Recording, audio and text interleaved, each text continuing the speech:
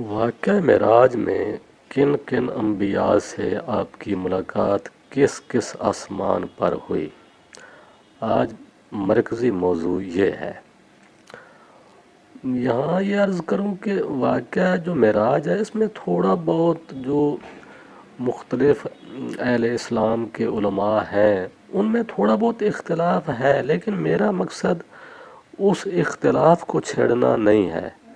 وہ اختلاف ہی میں بتا دیتا ہوں، اس میں صرف اختلاف یہ ہے کہ کچھ علماء کہتے ہیں کہ وہ جو واقعہ معراج ہوا ہے وہ آپ کا جو روح ہے وہ گیا ہے عرش پر۔ کچھ علماء کہتے ہیں کہ نہیں، آپ اسی جسم کے ساتھ گئے ہیں۔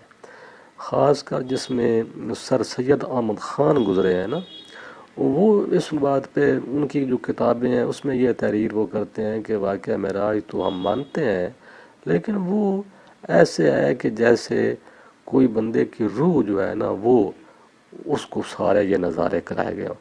لیکن میرا مقصد اس اختلافی معاملات کو چھیڑنا نہیں ہے، میں صرف اس میں آپ کو یہ بتا رہا ہوں کہ واقعہ معراج یہ تو سارے مانتے ہیں کہ ہوا ہے، اس واقعہ معراج میں جن انبیاء کے ساتھ مختلف آسمان میں آپ کی ملاقات ہوئی میں صرف وہ بتا رہا ہوں۔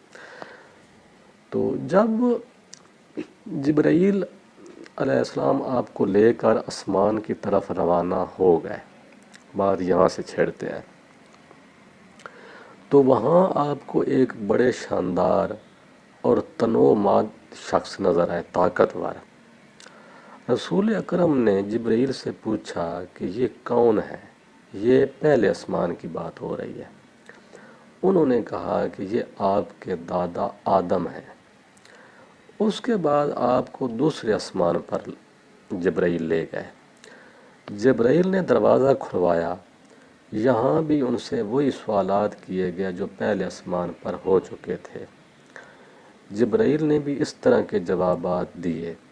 یہ سوال و جواب تمام آسمانوں پر ہوتے چلے گئے، یعنی کہ جب آپ جبرائیل کے ساتھ آپ تھے، جبرائیل جب پہلے آسمان پر جاتے تو وہ دروازہ تب کھلتا کہ وہ کچھ پہرے دار جبرائیل سے کچھ سوال و جواب کرتے۔ تو جب آپ دوسرے آسمان میں داخل ہوئے تو یہاں آپ کی دو صحابوں سے ملاقات ہوئی، دو انسانوں سے۔ آپ نے جبرائیل سے پوچھا کہ یہ کون ہے؟ انہوں نے کہا کہ یہ یحییٰ اور عیسیٰ ہے۔ یہاں سے آپ تیسرے آسمان پر تشریف لے گئے۔ وہاں داخل ہوتے ہی ایک صاحب سے آپ کی ملاقات ہوئی۔ آپ نے جبرائیل سے پوچھا یہ کون ہے؟ انہوں نے کہا کہ یہ آپ کے بھائی یوسف ہے، جن کو اللہ نے حسن میں تمام لوگوں پر اس طرح فضیلت دی ہے جس طرح کہ چاند کو دوسرے ستاروں پر فوقیت ہے۔ اب آپ چوتھے آسمان پر آئے، وہاں ایک صاحب سے ملاقات ہوئی۔ آپ نے جبرائیل سے پوچھا یہ کون ہے؟ انہوں نے کہا کہ یہ ادریس ہے۔